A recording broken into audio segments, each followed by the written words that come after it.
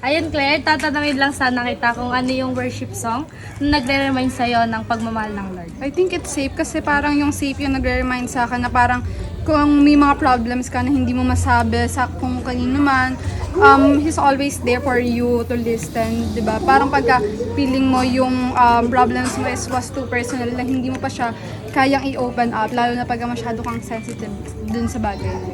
Thank you, Claire. Thank you. Ayun, Ate Ella, gusto lang kitang tanongin kung ano yung worship song na nagre-remind sa'yo ng pagmamahal ng Lord. Dakilang Pag-ibig. Yun. Kasi yung lyrics ng Dakilang Pag-ibig, yun na yung summary kung ano yung ginawa ng Lord sa krus ng Kalbaryo. Pwede bang sample? What na? Salamat! Ate May and Ate Jazz, gusto ko lang po kayong tanongin kung ano yung worship song na nagre-remind sa inyo ng God's love. Sa akin, Radical Love. Kasi doon nire-remind sa akin ni Lord kung gaano niya ako kamahal. Sa akin, All for Love. Kasi kahit ilang beses natin nabibigo ang Lord, patuloy niya tayo pinapatawad. Thank you, Ate May and Ate Jazz. Salamat, tapos